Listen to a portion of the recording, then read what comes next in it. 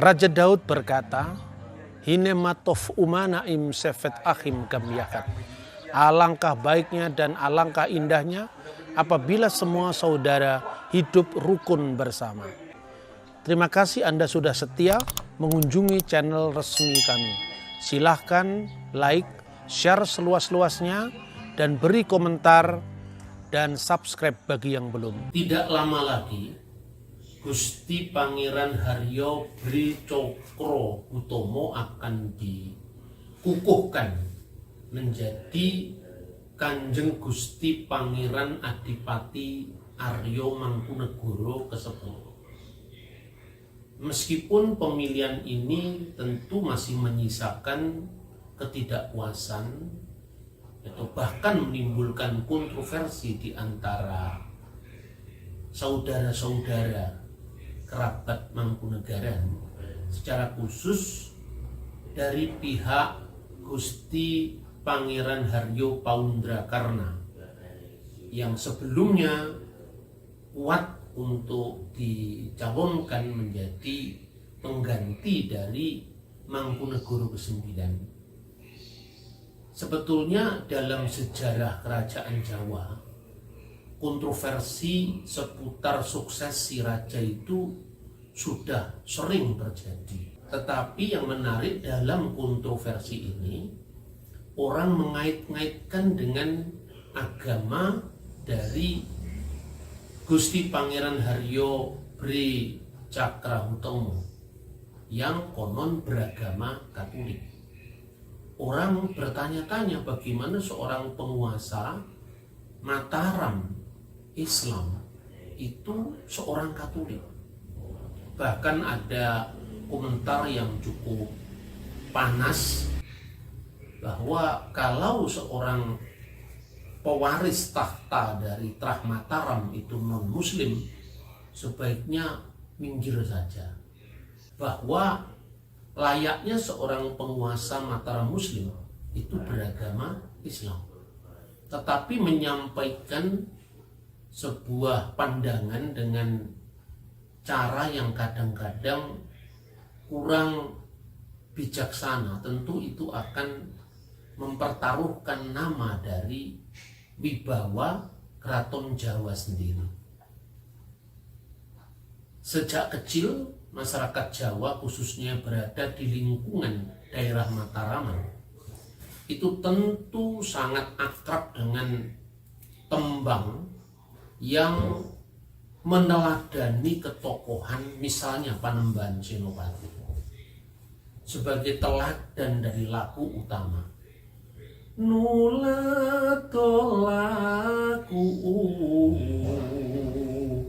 tomo kang tumrap ing tanah Jawi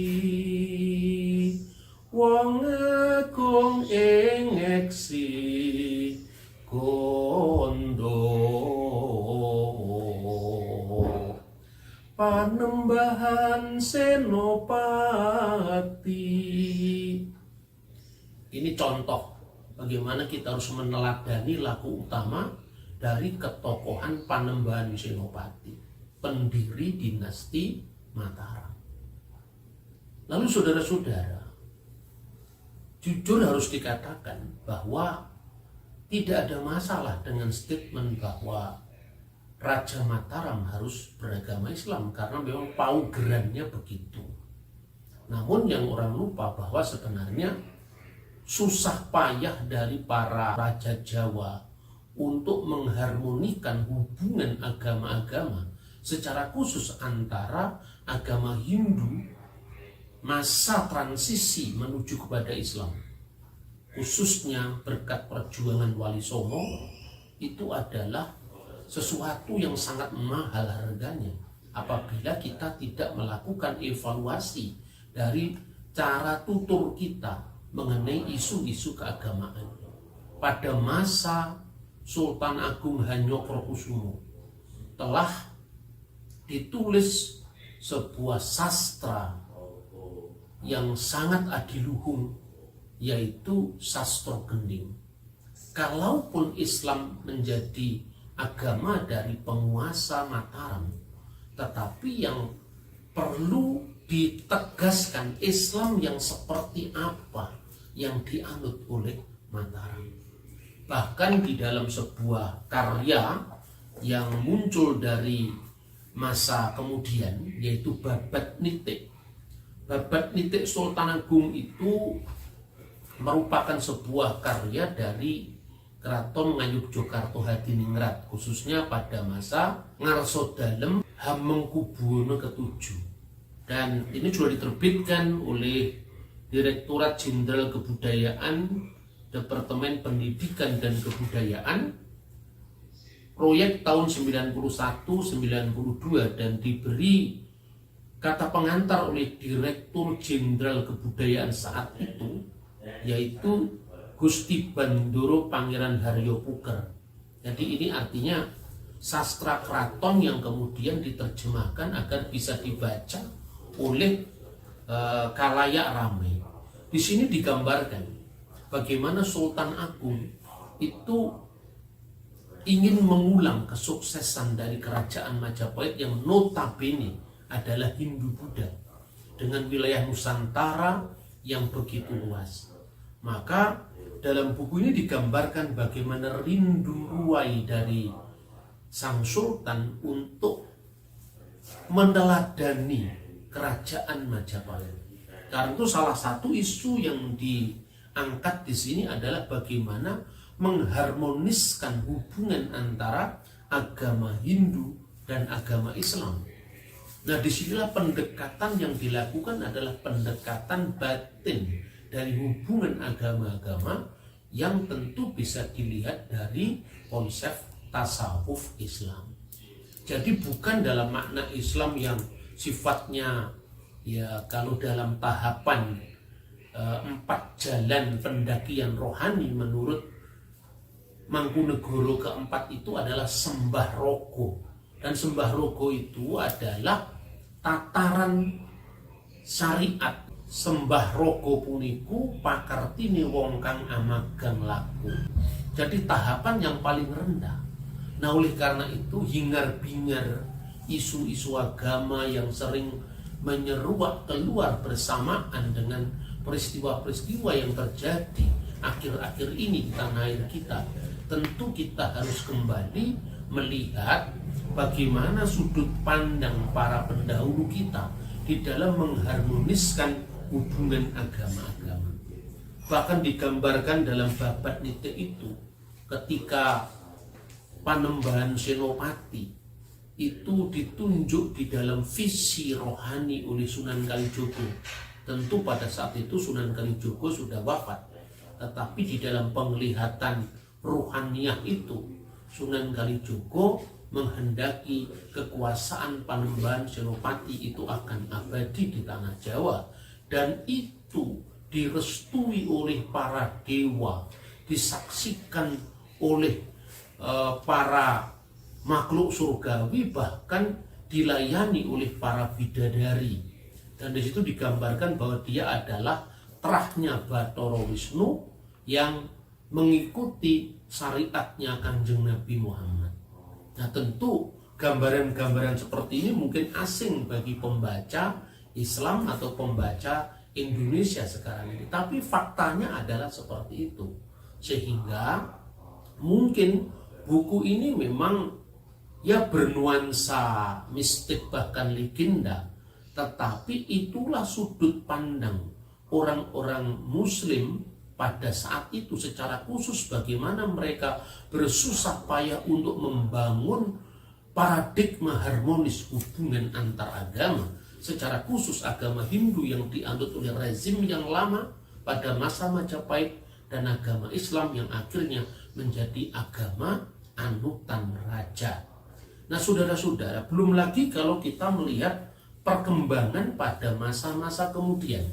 Secara khusus kalau kita melihat misalnya dari Pura Mangkunegaran sendiri, kita pernah memiliki seorang tokoh yaitu Mangkunegoro ke-6 yang nama beliau itu mudanya adalah Raden Mas Suyitno, atau kemudian disebut dengan Kanjeng Pangeran Arya Dayoningrat yang berkuasa sampai tahun 1916. Jadi antara 1896 sampai 1916 beliau itu luar biasa mengundurkan diri karena keraton tidak sepakat bahwa putranya dipersiapkan sebagai pengganti beliau. Tetapi tokoh yang tidak haus kekuasaan ini setelah berjuang luar biasa di dalam memantapkan stabilitas ekonomi Mangkunegaran, kemudian mengembangkan seni budaya, dan yang menarik adalah menciptakan iklim pluralisme beragama ketika beliau mengizinkan bahwa kerabat keraton boleh memeluk agama Kristen. Nah, ini catatan yang sangat penting. Ketika kemudian beliau mengundurkan diri, maka putra beliau yaitu Kanjeng Pangeran Arya Suyono Handoyoningrat itu aktif di pergerakan Budi Utomo, bahkan menjadi pendiri dari Partai Indonesia Raya yang memiliki visi seperti Majapahit. Artinya visi negara nasional yang tidak didasarkan atas agama tertentu. Pengganti beliau yaitu Kanjeng Gusti Pangeran Arya Mangkunegara ke-7 yang nama muda beliau adalah Raden Mas Suryo Suparto. Itu berkuasa antara tahun 1916 sampai wafatnya tahun 1944, meneruskan kebijakan menciptakan iklim toleransi ini di Pura Mangkunegaran, antara lain dengan diizinkannya seorang intelektual Kristen yang bernama Profesor Johann Herman Bavinck untuk memberikan siraman rohani atau kuliah rohani di Mangkunegaran. Dan Profesor Bavinck ini adalah seorang asing yang tertarik dengan budaya Jawa, bahkan mengkontekstualisasikan iman Kristiani dengan budaya yang sangat adiluhung itu dalam tulisannya yang berjudul Suksmo Supeno. Apa yang saya ingin tekankan dalam masalah ini secara khusus adalah kebijakan dari Mangkunegara ke-6 dan Mangkunegara ke-7 dalam soal pluralisme dan kebebasan beragama. Ini adalah sebuah teologi perjumpaan. Mengapa ini penting? Mengapa teologi perjumpaan ini penting? Karena sering terjadi, bahkan lazim terjadi, seorang beragama itu mengembangkan pandangan yang keliru terhadap keyakinan agama orang lain, tetapi anehnya tanpa klarifikasi dia meyakini bahwa pandangan itu benar. Jadi ini sebuah pseudologia, pandangan yang keliru terhadap agama lain, dan bahkan bisa jadi telah menjurus kepada sebuah bentuk kebohongan patologis yang diulang selama berabad-abad. Nah, dengan teologi perjumpaan secara khusus, dengan hadirnya Profesor Johann Herman Bavinck di wilayah Solo, karena pernah tinggal di sana, beliau sangat tertarik dengan budaya Jawa dan ingin melakukan sebuah teologi in loco atau teologi kontekstual perjumpaan iman Kristen dengan budaya Jawa. Maka Profesor Bavinck itu juga memberikan siraman rohani atau semacam kuliah agama di Mangkunegaran. Dan pada saat itu antara tahun 1929 sampai 1934 itu juga lahirlah sebuah aliran kepercayaan yang bernama Paguyuban Ngesti Tunggal, yang juga didirikan oleh salah satu dari tokoh spiritual Mangkunegaran yang bernama Raden Sunarto Mertowardoyo, di mana pada tanggal 14 Februari tahun 1932 beliau menerima dawuh suci dari Tuhan Dan akhirnya lahirlah kitab yang bernama Sasongko Jati. Menariknya dalam kitab Sasongko Jati ini, beliau percaya bahwa sesungguhnya ajaran tentang Trinitas, yaitu Bapa, Putra, dan Roh Kudus, itu sesungguhnya bisa dipahami dalam konteks ilmu agama-agama yang memandang bahwa adanya kesatuan universal agama-agama.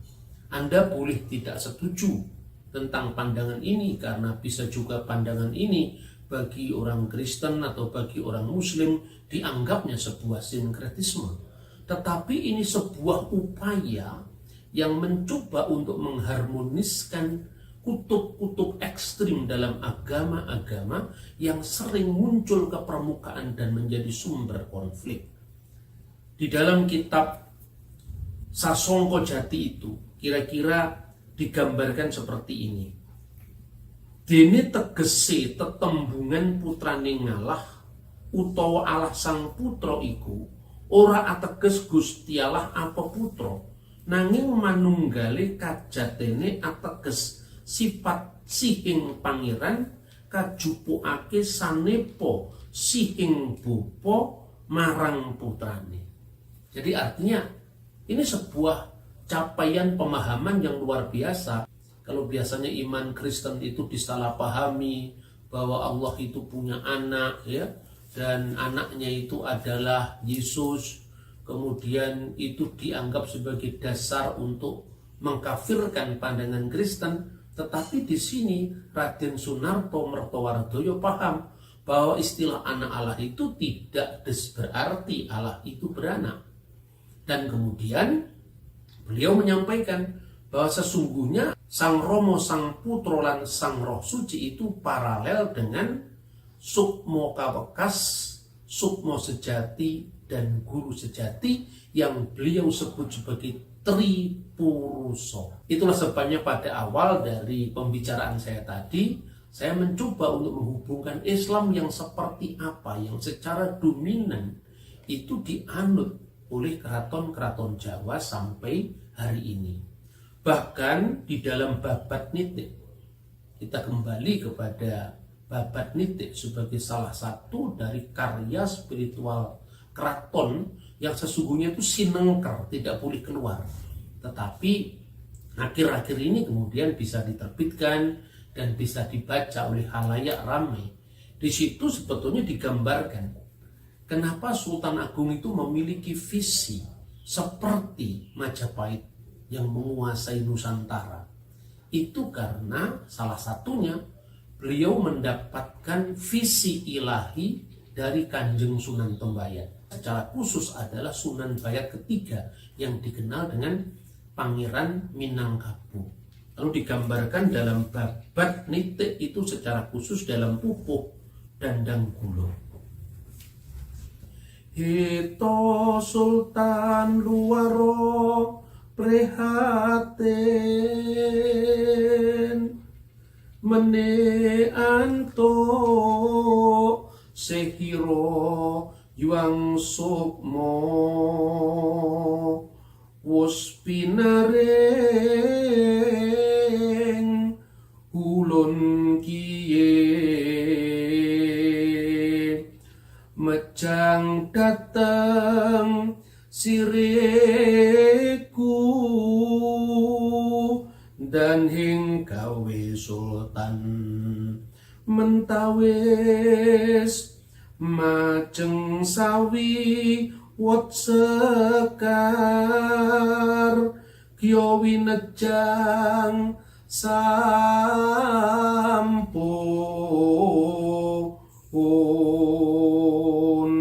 sesengkran paromo widyo wus katampen tuhu srinateng mentawis lantip tias witu tomo. Wahai Sultan, janganlah bersedih hati sekarang mendapat karunia Tuhan. Saya sudah diperbolehkan untuk mengajar kepadamu. Segera Sultan dipersilahkan mendekat. Sultan telah mendekat dan menyembah. Segera rahasia ilmu yang terpenting sudah diajarkan. Sultan benar-benar orang yang sangat cerdas. Sekalipun Babat Nite tidak menjelaskan apa yang sesungguhnya diajarkan oleh Kanjeng Sunan Tembayat kepada Sultan Agung Hanyokrokusumo, tetapi dari ungkapan ajarannya itu adalah Parama Widya, Paromo Widyo dalam bahasa Jawa, yang artinya ilmu yang tertinggi. Nah, ilmu yang tertinggi itu adalah ilmu rahasia yang dahulu juga sudah diajarkan oleh Sunan Kalijogo. Artinya pandangan yang sudah melampaui simbol-simbol lahiriah keagamaan, beyond symbol of religion. Dan itulah yang mempersatukan, atau visi yang mempersatukan perbedaan agama-agama dalam konteks sejarah. Sekali lagi, saudara boleh tidak setuju dengan pendekatan ini. Kadang-kadang orang beragama bicara tentang purifikasi agama, kemurnian akidah. Tetapi mari kita buktikan, apakah kita yang memiliki akidah yang murni, teologi yang lurus, itu bisa menciptakan sebuah pendekatan atau sebuah filosofi yang mampu untuk menghasilkan perdamaian, untuk menghasilkan kesalingpahaman, apapun agama kita. Karena itu, semestinya sebagai seorang Indonesia mengumbar perbedaan agama atau menstigmakan, misalnya pemilihan seorang pemimpin negara atau seorang raja seperti yang kita lihat akhir-akhir ini, seharusnya bijak untuk tidak menyampaikan secara vulgar, secara kasar tentang isu-isu agama. Lebih-lebih dalam konteks masyarakat Indonesia sekarang, di mana orang sering hingar-bingar menjual agama sebagai sebuah tema yang seolah-olah menjadi komoditi. Orang pindah agama diekspos tanpa sungkan-sungkan. Padahal itu sesungguhnya adalah wilayah yang sangat privat dalam kehidupan manusia. Nah, saudara-saudara, apa yang saya sampaikan itu sesungguhnya hanya sekedar untuk mengingatkan kita bersama bahwa sesungguhnya tantangan kita ke depan adalah bagaimana agama-agama itu bisa menciptakan teologi kerukunan yang menghargai, menghormati kesetaraan manusia di depan Tuhan. Karena itu, mari kita hindari stigma yang merendahkan agama orang lain, murtad, kafir, dan sebagainya. Meskipun itu ada di dalam agama. Kata kafir, kata murtad itu ada misalnya di dalam agama Kristen dan agama Islam. Tetapi kafir menurut siapa? Dan murtad dari mana? Itu harus dilihat. Itu ruang privat, forum internum yang sesungguhnya tidak layak dijual ke ranah publik. Marilah kita menciptakan filosofi kerukunan ini nyata dalam kehidupan sehari-hari kita, sehingga apa yang sudah disampaikan oleh Emputan Tular Bhinneka Tunggal Ika itu benar-benar kita resapi, kita wujudkan dalam kehidupan kita, di dalam kita berbangsa, bernegara, dan bermasyarakat. Bahkan ketika kita membaca bagaimana para penguasa Mangkunegaran itu juga menjadi tokoh dari Budi Utomo, aktif di pergerakan Budi Utomo. Profesor Supomo pernah mengatakan, penemuan kakawin negara Kertagama tahun 1894 di Puri Cakranegara Lombok itu telah memberikan inspirasi bagi pergerakan nasional yang bisa melintas batas perbedaan, termasuk perbedaan agama-agama. Bahkan menurut Profesor Supomo, seandainya negara Kertagama tidak ditemukan, mungkin Budi Utomo tidak pernah berdiri. Karena apa?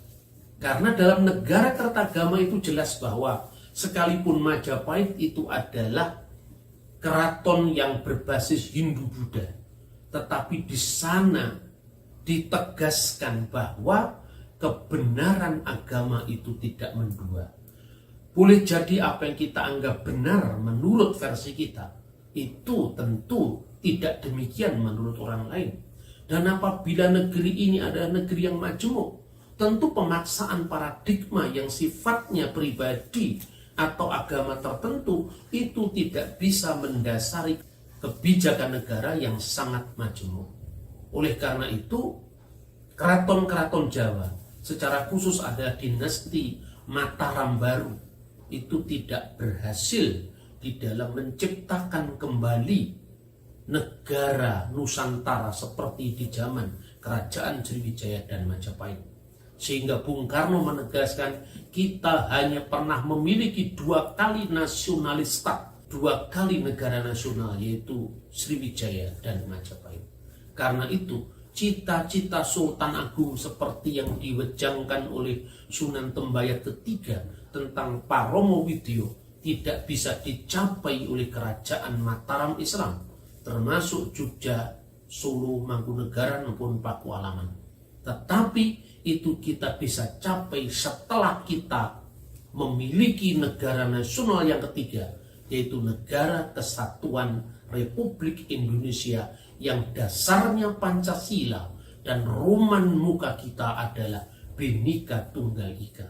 Sehingga dengan demikian gabungnya keraton-keraton Jawa secara khusus adalah Ngayogyakarta Hadiningrat dalam pangkuan Republik Indonesia, itu adalah sebuah bentuk pengakuan kultural bahwa visi Sultan Agung tentang Paromo Widyo ini telah direalisasikan dengan berdirinya Negara Kesatuan Republik Indonesia.